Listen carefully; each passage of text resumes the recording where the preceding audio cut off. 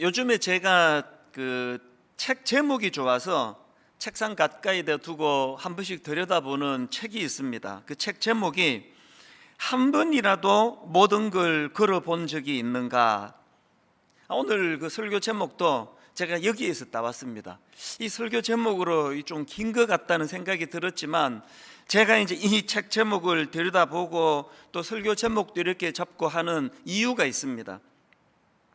지난주에도 말씀을 드렸습니다만 정말 새해에는 이 예수 그리스도를 기억하고 예수 그리스도를 묵상하는 한 해, 그리고 또 그 주님을 더욱 닮아가는 그런 한 해가 되면 좋겠다.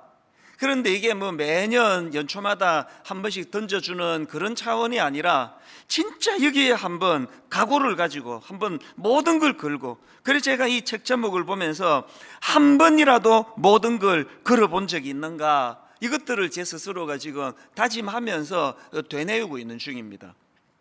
제가 이렇게 이 내용들을 되뇌이다 보니까 예전에 우리가 즐겨 부르던 그 찬송가인데요, 예수 더 알기 원하네, 크고도 넓은 은혜와 대속해 주신 사랑을 간절히 알기 원하네.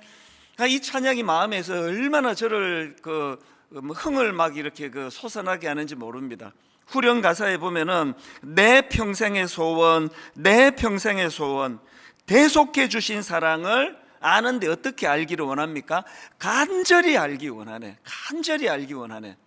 그래서 여러분, 새해에는 그 코로나19로 지난 1년 동안 많이 위축이 돼 있었는데 그 위축을 좀 그냥 한번 의도적으로라도 깨뜨리면 좋겠습니다. 그래서 활력을 가지고 의욕을 가지고 아마 내 단 한 번이라도 내 한번 모든 걸 걸어본 적이 있는가? 올 한 해에 내가 한번 내 모든 걸 걸고 예수님을 알아가는 일에, 예수님을 닮아가는 일에 여기에 한번 열정을 내가 쏟아봐야 되겠다. 그런 각오들이 저뿐만이 아니고 우리 모든 성도님들 내면에서 일어나게 되시기를 바랍니다. 제가 마가복음을 다시 꺼내던 이유도 여기에 있습니다. 우리가 예수님을 기억하고 예수님을 닮아가려면 그분에 대해서 알아야 되는 거 아닙니까? 그래서 이제 이 마가복음을 가지고 그분의 행적, 쭉 걸어가신 그 일들, 그리고 그분을 뒤따르던 참 귀한 수많은 제자들, 이런 분들의 모습을 우리가 보고 또 담고자 노력을 하기 위해서 이제 오늘서부터 마가복음을 다시 이제 깊이 묵상을 해야 되겠다, 이제 그런 생각을 하게 됐는데요.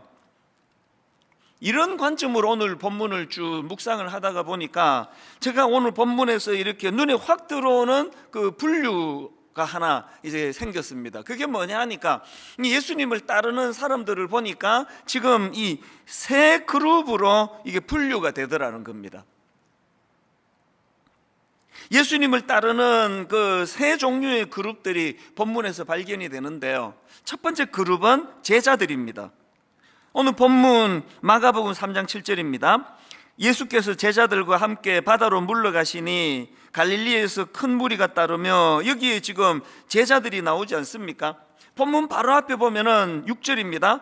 바리새인들이 나가서 헤롯 당과 함께 어떻게 하여 예수를 죽일까 의논하니라. 이런 상황에서 지금 예수님이 바닷가로 물러가시는데 그때 예수님과 동행했던 사람들이 제자들이라는 겁니다. 오늘 본문에서 예수님을 따르는 첫 번째 그룹인 제자들의 특징은 한마디로 말하면은 예수님의 사역을 순종으로 돕고 섬기는 역할을 하던 사람이다, 그렇게 특징 지을 수가 있습니다.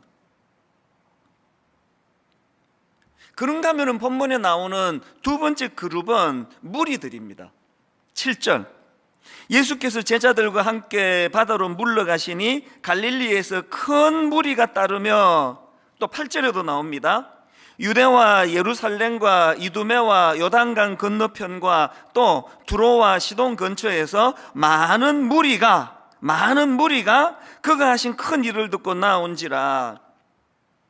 그런데 제가 이 분류를 하면서 보니까요, 이 첫 번째 그룹인 제자들의 특징이 예수님의 사역을 순종으로 돕는 특징을 가졌다고 한다면, 이 두 번째 그룹인 무리들은 그저 자기 필요와 유익에만 관심이 있는 사람, 뭐가 내게 좋을까? 이런 데만 몰두하는 사람, 그러니까 이렇게 특징 지을 수 있다고 생각을 합니다.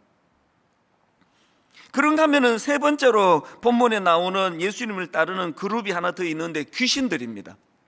11절입니다. 더러운 귀신들도 어느 때든지 예수를 보면 그 앞에 엎드려 부르짖어 이르되 당신은 하나님의 아들이니이다 하니. 지금 본문에 나오는 이 귀신들의 특징을 보면은 아주 강력한 특징이 뭐냐 하니까, 이 귀신을 특징 짓는다면은 그들은 영적으로 해박한 지식을 갖고 있다는 겁니다. 그런데 불행한 게 뭡니까?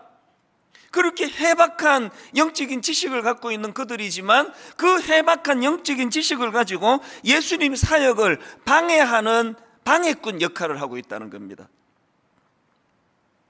그래서 12절에 보니까 예수께서 자기를 나타내지 말라고 많이 뭐 하십니까? 경고하시니라. 마가복 1장 34절에서도 똑같은 맥락의 말씀이 나옵니다. 예수께서 각종 병이 든 많은 사람을 고치시며 많은 귀신을 내쫓으시되 귀신이 자기를 알므로 그 말하는 것을 허락하지 아니하시니라. 지금 이 귀신들은 너무나 영적인 지식이 충만했지만 그것으로 예수님을 방해하는 특징을 갖고 있다는 겁니다. 여러분, 이 세 그룹 아시겠죠? 제자들, 무리들, 귀신들. 제가 이 그룹을 보면서 묵상을 하다가 보니까 여러분, 지금 한국교회가 위기에서 벗어나는 유일한 길, 한국교회가 이제 부흥을 향하여 달려나갈 수 있는 유일한 길은 이제 이 귀신들과 같은 속성에 빠져 있는 사람들, 그리고 무리들 같이 자기밖에 모르고 그저 내게 뭐가 유익일까, 이런 자리에 있던 사람들이 어디로 옮겨가야 됩니까? 성숙하고 건강한 제자의 자리로 옮겨가야만, 그래야만 교회가 산다는 것입니다. 여러분, 여러분의 성경 지식이 뭐 해박하지 않은 그것도 문제지만, 해박한 여러분의 성경 지식이 진짜 하나님 나라를 위하여 쓰임받기 위하여 기도하셔야 되는 거 아닙니까? 무리들처럼 그저 내 문제에만 몰두해서 기도를 안 하는 것도 문제지만, 이게 뭐 기도라는 게 전부 그냥 내 육신, 내 자녀, 내 가족, 이렇게만 머물러 있다면 하나님 올 한 해는 정말 순종하여 주님의 사역을 돕는 제자의 길로 나가기를 원합니다. 제가 이런 마음을 가지고 본문을 들여다가 보니까요, 이 세 그룹 각각에서 이제 참 마음의 소원을 가지고 기도하게 되는데, 아버지, 무엇보다도 이 성숙한 제자가 많이 배출되는 한 해가 되기를 바랍니다. 이런 기도를 같이 나눴으면 좋겠습니다. 그래서 제가 오늘 먼저는 이제 이 성숙과 관련한 정의를 좀 내리고 싶은데요, 이제 저는 오늘 이 성숙과 관련해서 부정적인 정의를 두 가지로 내리고요, 긍정적인 정의를 또 두 가지로 내리고요, 그렇게 이제 앞부분을 진행해 보려고 하는데, 자, 이 성숙과 관련된 부정적인 정의 첫 번째가 뭐냐? 간절하다고 다 성숙한 것은 아니다. 이렇게 제가 정의를 내려봤습니다. 사실 간절한 것으로 따지면 오늘 본문에 나오는 세 그룹 중에 무리들이 최고입니다. 10절, 이는 많은 사람을 고치셨으므로 병으로 고생하는 자들이 예수를 만지고자 하여 몰려왔음이더라. 성경에 보면요, 막 이런 절박함을 가지고 간절함을 가지고 몰려오고 주님 몸에 손을 얹으려고 애를 쓰고 이런 모습들을 종종 볼 수가 있는데, 여러분, 그렇게 간절한 거 참 좋은 거예요. 강청하고 열망하는 거 좋은 거예요. 그러나 그게 전부 다 성숙을 말하는 건 아니다. 이거 기억해야 된다는 겁니다. 요한복음 6장에도 보면은 이런 간절함으로 모여든 무리들을 볼 수 있는데요, 요한복음 6장 1절 2절입니다. 그 후에 예수께서 디베랴의 갈릴리 바다 건너편으로 가시매 큰 무리가 따르니 이는 병자들에게 행하시는 표적을 보았음이로라. 여기도 이제 큰 무리가 열정적으로 따르고 있는데요, 그들은 이제 예수님께서 베푸신 기적을 보고 막 또 열광합니다. 얼마나 열광하는가 하면 15절입니다. 그러므로 예수께서 그들이 와서 자기를 억지로 붙들어 임금으로 삼으려는 줄 아시고 다시 혼자 산으로 떠나가시니라. 뭐 요즘으로 말하면요, 막 완전히 막 그냥 막 BTS에게 막 이름도 제가 잘 모르겠습니다. 막 엄청나게 열광하는 그런 무리들처럼 막 예수님을 막 임금으로 삼으려고 하는 이 막 엄청난 열광, 엄청난 열정, 엄청난 이 에너지 아닙니까?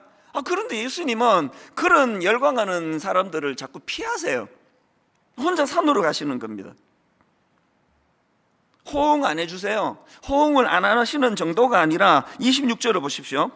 예수께서 대답하여 이르시되 내가 진실로 진실로 너희에게 이르노니 너희가 나를 찾는 것은 표적을 본 까닭이 아니요 떡을 먹고 배부른 까닭이로다. 뭐 그들의 열정을 지금 주님이 막 대놓고 폄하하고 있는 거 아닙니까? 뭐 폄하하시는 정도가 아니라 그 다음 나오는 53절을 보십시오. 예수께서 이르시되 내가 진실로 진실로 너희에게 이르노니 인자의 살을 먹지 아니하고 인자의 피를 마시지 아니하면 너희 속에 생명이 없느니라. 와, 이 무서운 말씀 아닙니까? 막 우리 생각에는 막 그냥 막 새벽기도도 나오고 막 철야기도도 나오고 심야기도도 하고 막 불철주야 막 예배를 1부부터 5부까지 다 드리고 막 열정이 많으면 많을수록 좋은 것 같은데 예수님의 기준은 좀 달라요. 그런 열정 좋은 거 맞습니다. 그런 열정 대부분이 귀한 거 맞습니다. 그런데 거기에 예수님의 기준이 뭐냐? 떡 먹고 배부른 까닭으로 모인 거, 너희 속에 생명이 없는 그 상태, 이런 상태로의 열정은 아무 소용이 없다는 겁니다. 우리는 이 사실을 두려워해야 돼요.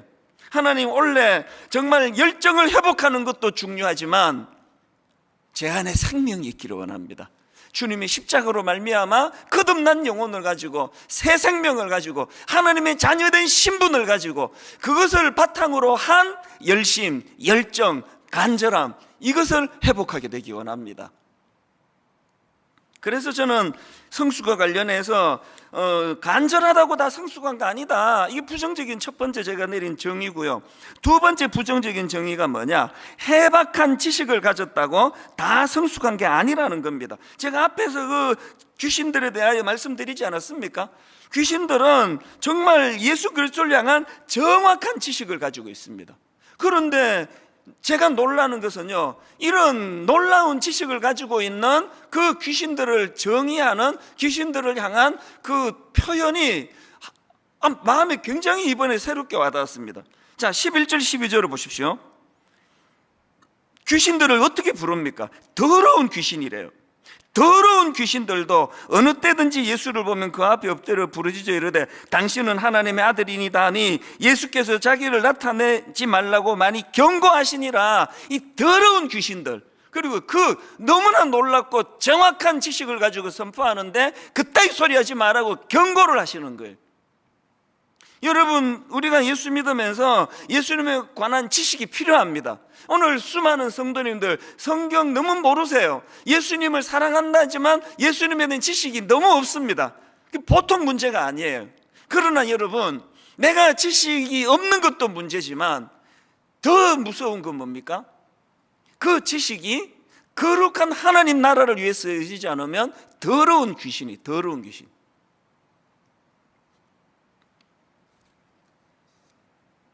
성경에 이 지식이 악한 도구로 변질된 대표적인 케이스가 고린도 교회 아닙니까?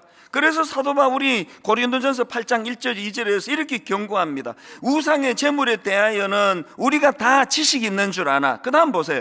지식은 교만하게 하며 사랑은 덕을 세우나니 만일 누구든지 무엇을 아는 줄로 생각하면 아직도 마땅히 알 것을 알지 못하는 것이요. 지금 사도 바울의 경고가 뭡니까? 고린도 교인들이 그 지식을 교만한 쪽으로 흘려보내고 있는 것에 대한 경고인데, 왜 그 지식이 교만한 쪽으로 흘러갑니까? 사도 바울이 지금 세우는 대안이 뭡니까? 우리의 지식이 교만으로 흘러가지 않기 위해서는 그 지식의 사랑의 덕으로 세워져요. 사랑의 덕으로.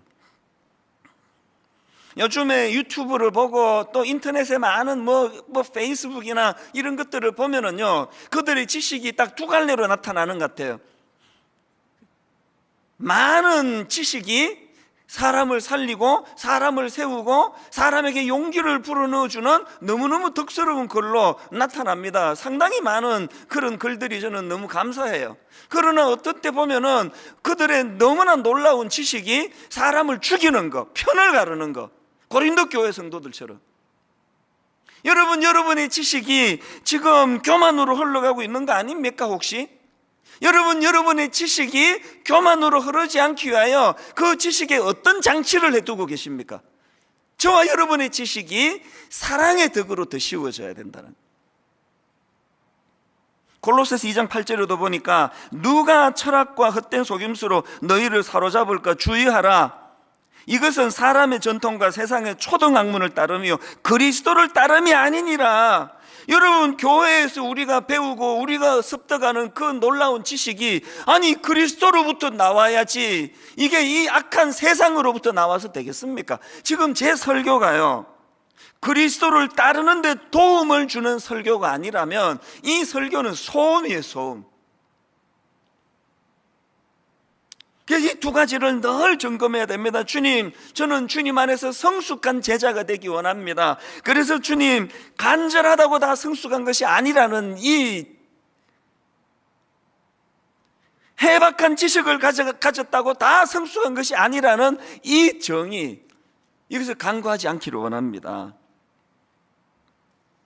자, 그렇다면은 이제 이 성숙과 관련된 긍정적인 정의 두 가지를 또 내려보기를 원하는데요.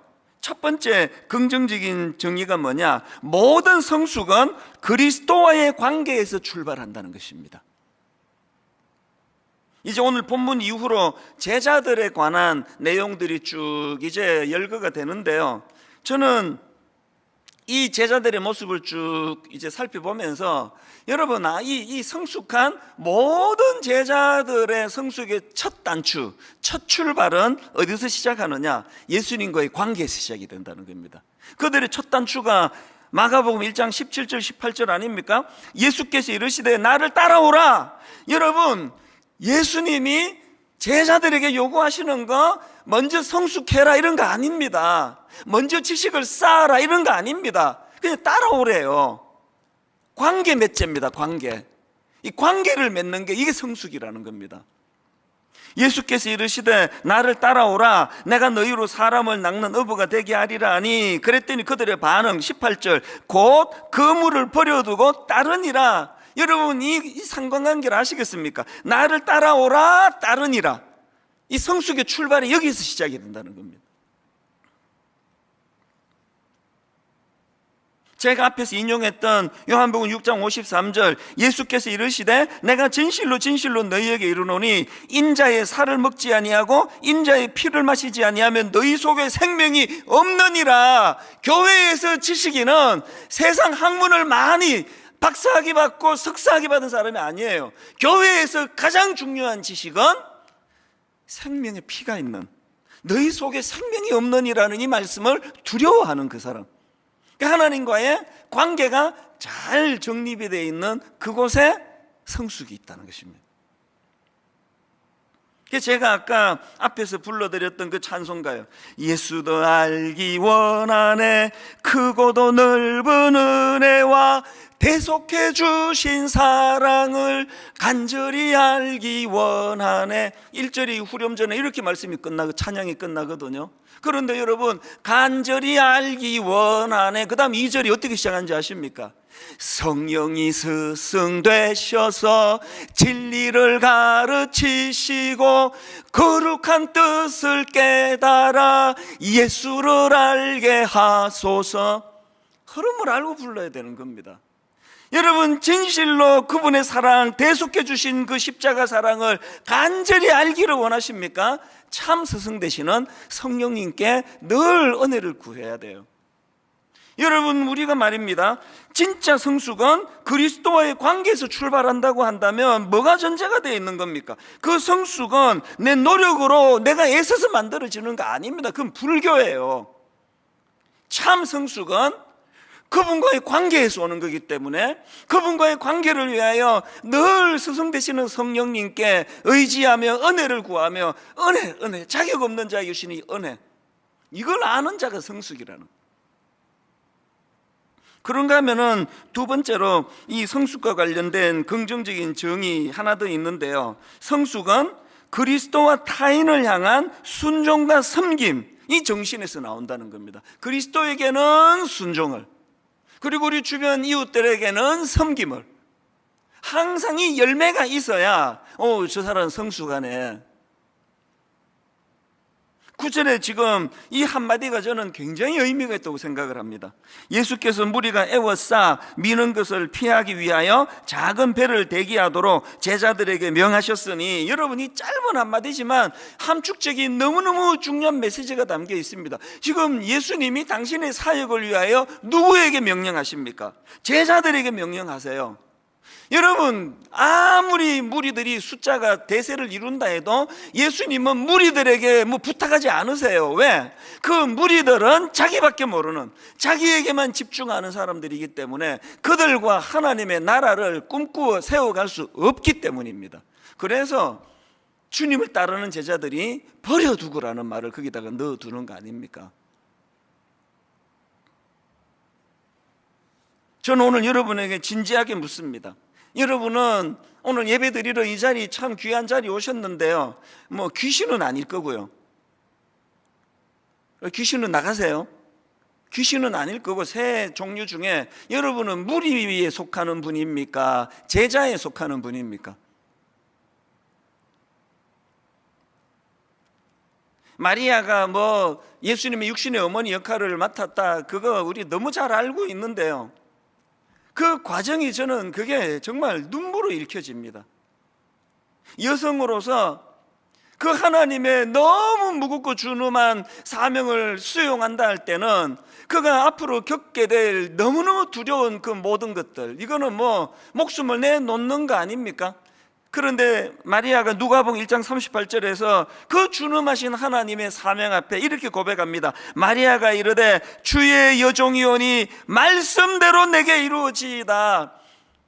하나님께서 그 시대에 제일 똑똑한 여자를 찾으신 거 아니에요. 제일 유능한 그 누구를 찾은 게 아니라 순수한 마음으로 주의 여종이오니 말씀대로 내게 이루어지이다. 오늘 여러분 꼭 기억하셔야 됩니다.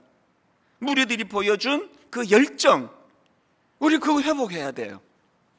귀신들이 보여준 해박한 영적인 지식, 우리 그 이상으로 주님을 잘 알아가야 돼요. 그러나 여러분, 우리가 배운 것처럼 우리가 가진 어떤 열정이나 우리가 가진 어떤 해박한 지식, 그것만 가지고는 성숙한 제자가 될 수 없습니다. 그 열정과 지식이 먼저는 그리스도 안에서, 그리스도와의 관계 속에서 무르익어야 되고요. 그런가 하면은 그 열정과 지식이 그리스도에게는 순종으로, 연약한 이웃들에게는 섬김으로, 이것이 열매로 나타나야 이것이 성경이 말하는 성숙한 제자의 모습이라는 겁니다. 제가 이런 내용들을 쭉 묵상을 하다가요, 참 신기하게 바로 이런 성숙한 제자의 본이 뭔지를 제가 어느 칼럼을 읽는데 거기서 제가 발견했습니다.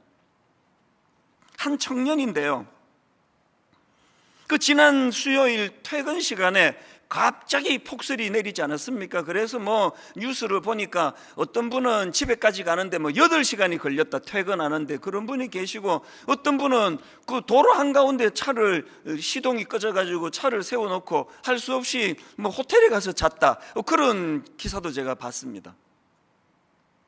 이제 그런 와중인데요, 이제 이 기자분이 칼럼을 썼는데요, 광화문에서 반포대교까지 가는데 4시간이 걸렸답니다. 제 상식으로 안 막히면 한 10분 15분이면 가는 거리 아닙니까? 4시간이 걸렸는데 그게 다가 아니고요, 이제 그 반포대교에서부터 문제가 이제 약간의 그 언덕으로 올라가야 되는 그 길인 것 같아요. 차가 안 가는 겁니다. 계속 미끄러지고 바퀴가 헛돌고, 그러다가 또 이제 어떤 차는 방전이 돼버려 가지고 이제 도로 중간에 차가 이제 서 있고 이러니까 완전히 이제 차가 그냥 무슨 대형 주차장처럼 마비가 돼버린 겁니다. 여성이다 보니까 그 상황이 마음에 굉장히 이제 두려움이 밀려왔다고 그러는데요, 그 상황에서 너무나 감동적인 한 장면을 이분이 보신 거예요. 그리고 그 장면은 눈물 한 방울이 뚝 떨어졌대요. 어느 대목인가 하니까요, 청년 한 사람이요, 아마도 그 도로에 서 있던 버스에서 내린 것 같대요. 청년 한 사람이 내리더니 그 도로에 멈춰선 자동차에게 다가가더니 어쩔 줄 몰라 하는 그 운전자를 도와서 그 차를 밀기 시작하더래요. 어느 지점에서 이 칼럼 쓰신 기자분이 눈물이 한 방울 똑 떨어졌냐 하니까, 그렇게 청년 하나가 어디서 나와가지고 그 정체 서 있는 차를 미니까 그것이 출발이 돼가지고요, 여기저기에서 승용차에서 운전자들이 내려가지고 함께 그 차들을 밀어내기 시작하는데, 그때부터 꽉 막혀있던 정체된 도로의 길이 서서히 열려가기 시작하더라는 겁니다. 제가 그 칼럼을 읽는데요, 지금 이런 설교를 준비하다가 보니까 이게 지금 성경이 말하는 제자의 모습이구나.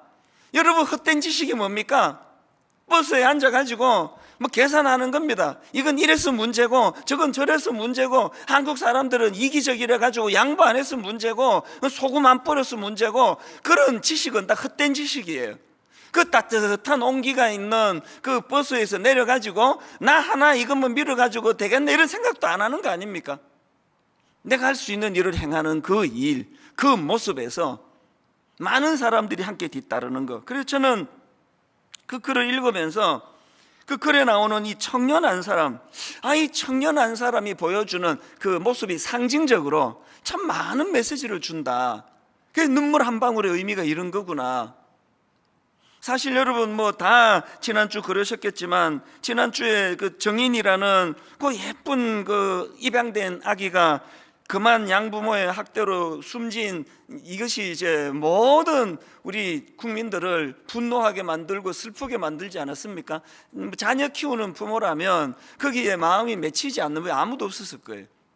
그래서 그냥 뭐 발칵 뒤집어지더니 한 며칠 있다가 또 그 양부모가 또 크리스찬이라고 그것이 알려지면서 또 한 번 이제 또 수많은 교회와 크리스찬들을 그저 입만 사는 것들이라고 그런 비판이 쏟아지는 글들을 보면서 제 마음 한편으로 목사로서 너무 부끄럽고 또 너무 비참하고, 정말 마음에 언제까지 이런 잘못된 악순환이, 이런 부끄러운 일들이 계속 이렇게 어떻게 해야 이거를 중단시킬 수가 있나, 너무너무 무거운 마음으로 한 주간을 보냈는데, 여러분 그런데요, 그 지난 한 주간 이런 무거운 제 마음에 너무너무 고마운 얼굴들이 많이 스쳐 지나가는 겁니다. 그분들이 제게 용기를 잃지 않도록 정말 손을 잡아주신 분들이에요. 어떤 얼굴이 떠올라졌는가 하니까요, 지금 이 크리스찬 양부모 때문에 너무나 비난을 받고 있던 그 와중에 떠올랐던 얼굴은요, 예를 들면은 우리 교회에서 저랑 같이 사역하던 우리 교회 출신, 지금 부산에서 담임 목회를 하고 있는 그 목사님의 얼굴이 떠올려지는 거예요. 어제 제 아내랑 이야기하면서 참 제가 그 부부가 고맙다. 그 목사님 부부가 어린 아기를 입양을 하고 이 아이를 잘 키우고 싶은 마음의 소원으로 아이를 잘 키워보겠다고 상담학 공부를 시작했다. 그 얘기를 제가 새삼 기억하면서 너무 고마운 거예요. 그런가 하면은 최근에도 제가 아는 이분도 사모님입니다. 목사님 가정에서 입양을 했는데요, 오래전이죠. 아주 어릴 때 입양을 했는데 제가 봐도 이건 좀 과하다 싶을 정도로 모든 걸 다 쏟아붓습니다. 그런데 뭐 사춘기가 되면은 뭐 누구나가 다 사고 치는 거 아닙니까? 그렇게 입양한 그 아이가 이제 무슨 사고를 쳤나 봐요. 너무너무 난감하고, 구체적으로 더 설명을 못 드립니다. 너무너무 난감한 그런 일을 겪었는데, 그거를 진짜 조금도 귀찮아하지 않고, 그리고 뭐 이게 뭐 내 딸이니 남의 딸이니 이런 것 자체는 안중에 뭐 원래부터 없었습니다. 그러면서 뭐 애들이 다 그냥 사고치고 그러면서 크는 거지 뭐. 너무너무 아름답게 수습해가는 그 목사님 사모님 보면서요, 지난 주간에 자꾸 그분들 생각이 나면서 고마워지는 거예요.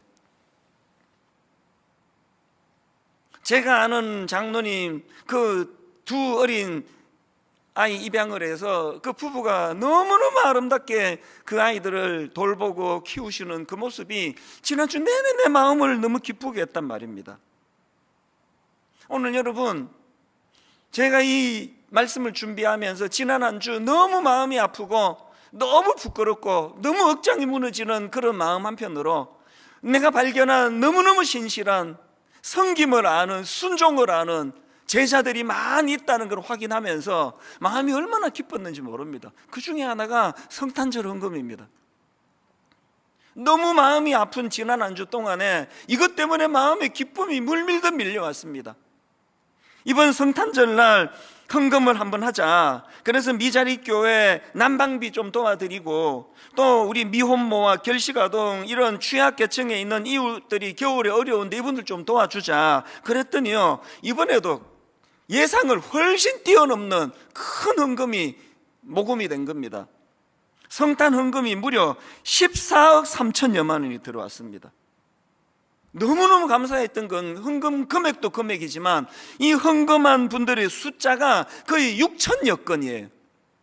분당 우리의 성도도 있지만 뭐 더 많은 분들이 해외에서, 미국에서, 지방에서, 그리고 참 눈물의 사연을 보내면서 이 헌금의 의미를, 그렇게 모여진 이 어마어마한 헌금을 가지고요, 지난 한 주간 동안 회의를 하고 의논을 하면서 이번에 교단을 초월해 가지고 또다시 미자리 교회 2천여 교회에 약 10억여 원의 난방비를 지불하게 된 게 뭐 가슴이 벅차요. 너무 감사한 겁니다. 미혼모 결식아동들을 돕는 이 취약계층에다가 약 3억 1,600만 원을 우리가 후원을 하게 됐다는 사실이 얼마나 감사했는지 모릅니다. 그리고 해외 곳곳에서 수고하시는 선교사님들 마스크 지원 사역에 1억 1,000만 원을 이번에 우리가 사용할 수 있게 됐고요. 그 외에도 코로나 의료진 지원 사업, 그래서 우리 청년들이 고맙게도 일일이 손편지를 다 써가지고, 그래서 이제 물품을 만들어서 지금 코로나 의료진 고생하는 분들에게 전해줬더니 이분들이 사진을 찍어 올리고 크리스찬, 난 크리스찬 구분하지 않고 너무너무 고마움을 표하는데, 이 모든 일이 가능하게 된 게 바로 여러분들 아닙니까? 분당 우리 교회가 무슨 헌금하면 이름을 주보에 올리기를 합니까? 무슨 사연을 알리기를 합니까? 아무것도 해드리는 게 없는데 그야말로 주님 한 분 보고 순종과 연약한 이웃을 섬기고자 하는 그 마음만으로 헌금이 이렇게 나왔다는 게 얼마나 제 마음을 뜨겁게 했는지 모릅니다. 지난 주 중에요, 우리 교회 40여 명의 교역자들이 거의 2천여 교회 목사님들과 통화를 했습니다. 그러면서 이 40명이 2천여 명의 미자리 교회 목사님, 사모님 통화하면서 그들도 수고를 많이 했지만 제게 들려지는 이야기는 너무너무 감동적이에요. 진짜 열악한 상황에서 주님 말씀 앞에 순종하고 성도들을 섬겨야 되겠다는 그 일념으로 교회를 섬기시는 너무나 많은 목사님, 사모님, 여러분, 이런 분들을 어떻게 외면할 수가 있습니까? 우리가 기도로 응원해야 되는 거 아닙니까? 여러분의 그 소중한 헌금 때문에요, 어떤 목사님은 너무 이제 지치신 거예요. 그래서 이제 목회 접어야 되겠다, 뭐 이거 목회 접어야 되겠다, 그렇게 낙심해 있었는데 이번에 난방비를 지원해 드리겠다는 전화를 받고서 하나님께서 저에게 또 힘을 주시는군요. 힘을 내보겠다는 거 아닙니까?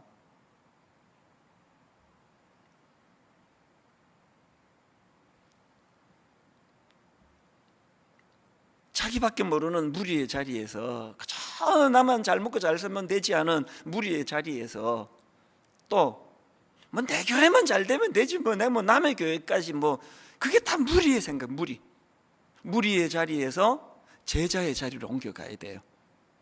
주님이 얘는 내가 뭐든지 안심하고 맡겨도 되겠어, 얘는 뭐든지 내가 얘는 마음껏 맡겨도 참 내가 안심이 돼. 여러분, 그런 성숙한 제자의 길로 나아가는 성도가 많아질 때에 한국교회가 회복이 될 줄로 믿습니다. 이 두 가지를 꼭 기억하셨으면 좋겠습니다. 여러분, 성숙은 첫째 뭐라고요? 그리스도와의 관계에서 출발하는 거. 지식을 자랑하지 마시고, 열심을 자랑하지 마시고, 나는 그리스도와의 건강한 관계가 여전한가? 그런가 하면은 성숙은 그리스도를 향해서는 순종을, 이웃을 향해서는 섬김을, 이 구호를 잊으시면 안 됩니다. 결론을 이렇게 맺기 원합니다. 여러분, 오늘 설교 제목을 잊으시면 안 됩니다. 한 번이라도 모든 걸 걸어본 적이 있는가? 저는 이 제목을 가지고 말씀을 준비하면서 두 갈래로 자꾸 생각이 저에게 엄습이 되는 걸 경험했습니다. 한편으로는 이 말씀으로 촉구하고 싶습니다. 여러분, 이제 무리의 자리에 더 이상 머물지 않으시면 좋겠습니다. 자기만 생각하고 자기만 집중하는 그건 미숙한 모습이에요.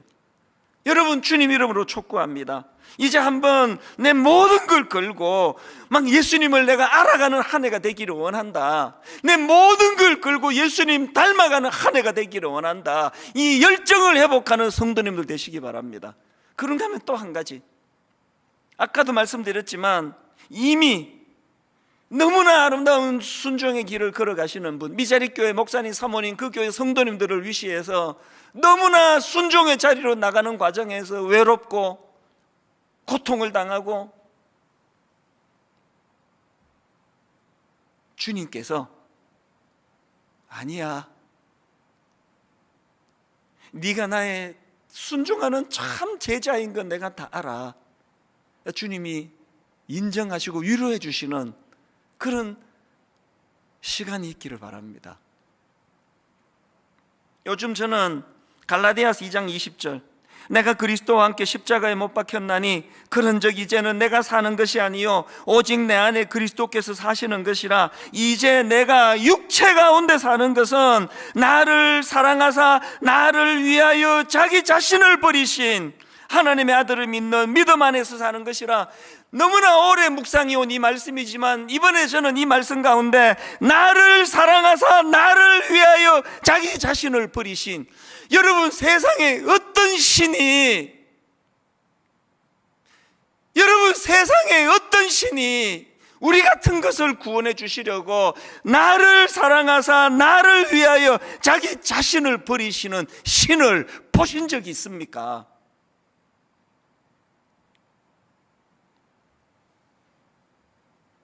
나 같은 거 구원해 주시려고 한 번이라도 모든 걸 걸어본 적이 있느냐 말씀하시는 그 주님께서 당신의 전 존재를 걸고 모든 것을 걸고 우리를 구원해 주셨기 때문에, 여러분, 우리가 그 은혜의 감격을 회복하고, 주님 부족하지만 저도 한번 모든 것 걸고 주님을 알아가기 원합니다. 모든 것 걸고 주님을 닮아가기 원합니다. 지금 1만수도 파송운동 30개 교회 목사님이 다 지금 준비가 돼 있거든요. 줌으로 이분들과 영상회의를 하면서 지난 연말에 눈물로 촉구했습니다. 이 책 제목을 제가 소개하면서 요즘 내가 이 책 제목에 꽂혀 있다고. 한 번이라도 모든 걸 걸어본 적이 있습니까? 여러분, 1만수도 파송운동 30교회 교회 목사님, 주님이 그토록 사랑하시는 성도님들을 위하여 한번 우리 모든 것 걸고 한번 목회해 보지 않으시겠습니까? 모두가 아멘으로 화답하고 지금 준비하고 있습니다. 그러면 되는 거 아닙니까? 결론을 이 찬양으로 맺기 원합니다. 제목이 십자가의 길, 순교자의 삶이에요. 내 마음에 주를 향한 사랑이 나의 말엔 주가 주신 진리로 나의 눈에 주의 눈물 채워주소서. 그런데 여러분, 이 모든 일들이 하나님의 사랑으로 시작, 영원히 함께하는 하나님의 사랑. 가사를 생각하시면서, 하나님, 코로나19로 너무나 위축이 된 지난 한 해였는데 아버지, 그 코로나19가 내 열정을 짓밟지 못하게 도와주시기 원합니다. 마음의 뜨거움을 회복시켜 주시기 원합니다. 마음의 소원을 가지고 우리 한번 이 찬양 하나님께 불러 올려드리기 원합니다.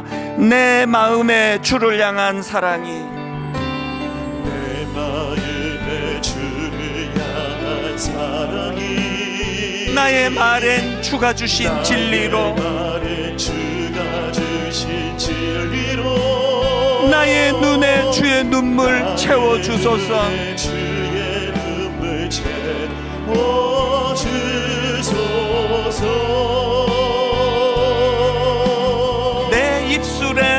찬양의 향기가 내 입술에 찬양의 향기가 두 손에는 주를 닮은 섬김이 주를 닮은 섬김이 참된 주님의 제자가 되어 나의 삶의 주의 흔적 남게 하소서. 여러분, 이 모든 일들이 어떻게 가능합니까? 언제 가능합니까? 하나님의 사랑이 영원히 함께하리. 십자가의 길을 걷는 자에게, 순교자의 삶을 사는 이에게, 여러분, 주님의 길을 따르는 제자들은 이 세상에서 조롱하는 소리와 세상 유혹 속에도 주의 순결한 신부가 되리라. 내 생명 주님께 드리리. 여러분, 눈물로 호소하고 촉구합니다. 여러분은 지금 그 신령한 여러분의 지식을 생명을 살리는 데 쓰고 있습니까? 하나님 나라를 세우는 데 쓰고 있습니까? 여러분, 여러분의 그 놀라운 지식이 고린도 교회 성도들처럼 폄하하고 상대방을 편을 가르고 하나님 나라를 분열로 이끄는 이런 것으로 쓰고 있다면 돌이키셔야 됩니다. 해박한 영적인 지식이 저절로 성숙한 제자로 만들 수 없다는 사실을 두려워하셔야 됩니다.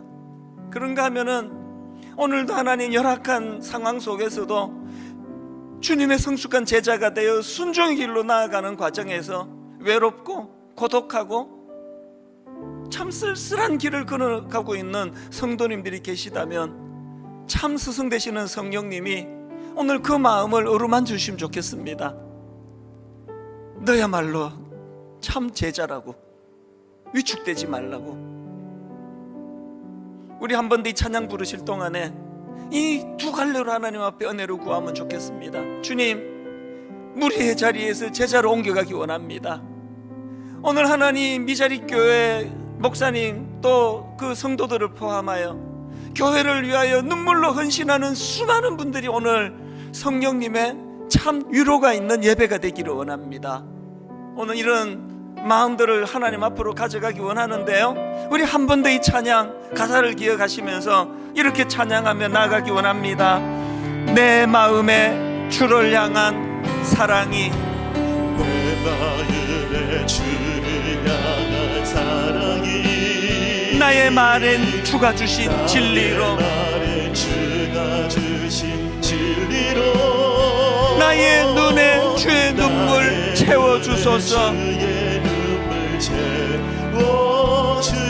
진실로 그리스도를 닮아가기 원합니다. 내 입술에 찬양의 향기가, 내 입술에 찬양의 향기 말로만이 아닙니다. 두 손에는 주를 닮은 섬김이 주를 닮은 섬김이 나의 삶의 주의 흔적 남게 하소서. 하나님의 모든 일들이 하나님의 사랑이 영원히 함께하리. 하나님의 사랑이 영원히 함께하리. 십자가의 길을 걷는 자에게, 순교자의 삶을 사는 이에게,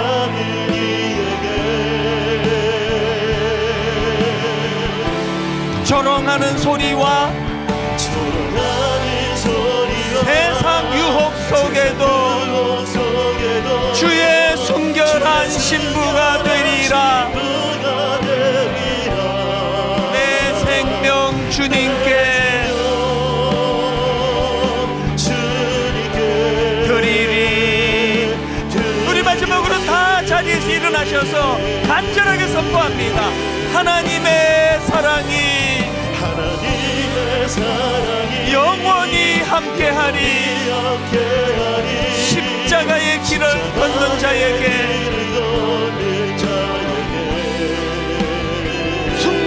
자의 삶을 사는 이에게,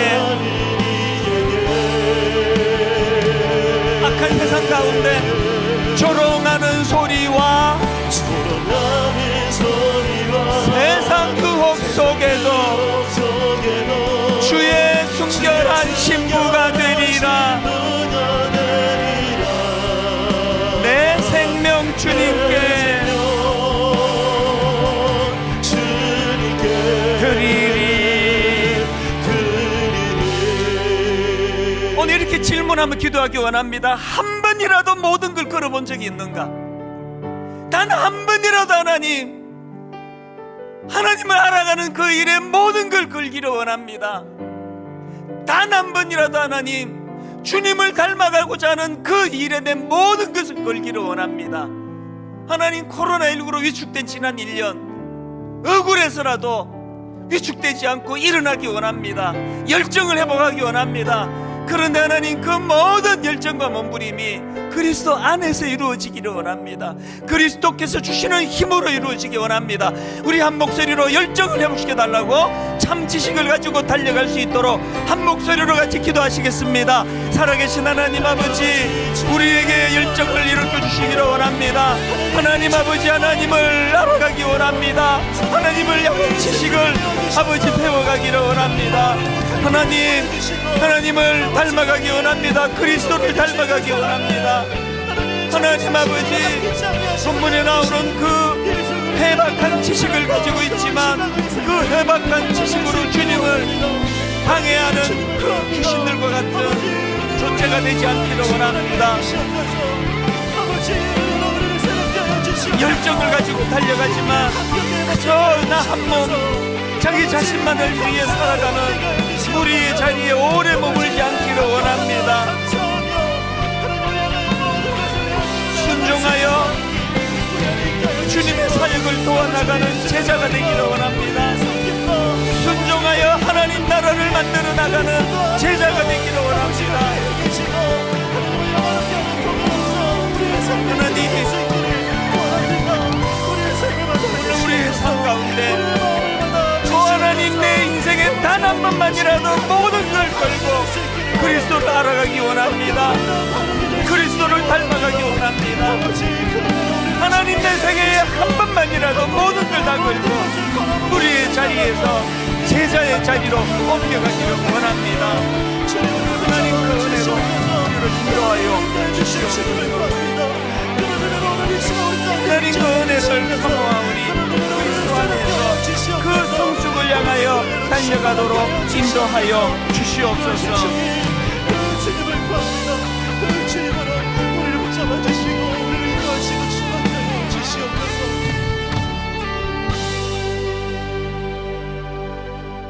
예수께서 이르시되 나를 따라오라. 내가 너희로 사람을 낚는 어부가 되게 하리라 하시니 곧 그물을 버려두고 따르니라. 베드로가 여짜와 이르되 보소서, 우리가 모든 것을 버리고 주를 따랐나이다. 하나님, 단 한 번만이라도 나의 모든 걸 걸고 베드로와 같이 이렇게 고백하는, 단 한 번만이라도 주님 내 모든 것을 걸고 나를 사랑하사 나를 위하여 자기 자신을 버리신 그 하나님의 아들 예수 그리스도를 믿는 그 믿음에 아버지, 내 모든 것을 한번 걸어보기를 원합니다.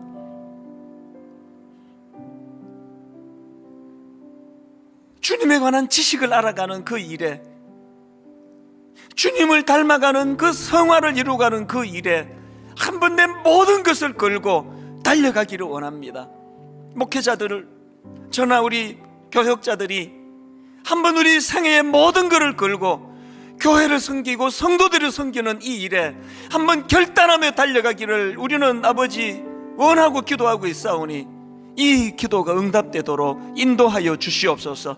그러므로 말미암아 일만성도 파송운동은 너무나 놀라운 아름다운 하나님이 기뻐하시는 그 열매가 나타나는, 모든 성도님과 더불어서 성숙의 길로 나아가는 그런 결과가 일어나도록 하나님께서 그 길로 인도하여 주실 줄 믿습니다. 이 믿음을 가지고 잘 준비하는 한 해가 되게 하여 주시옵소서.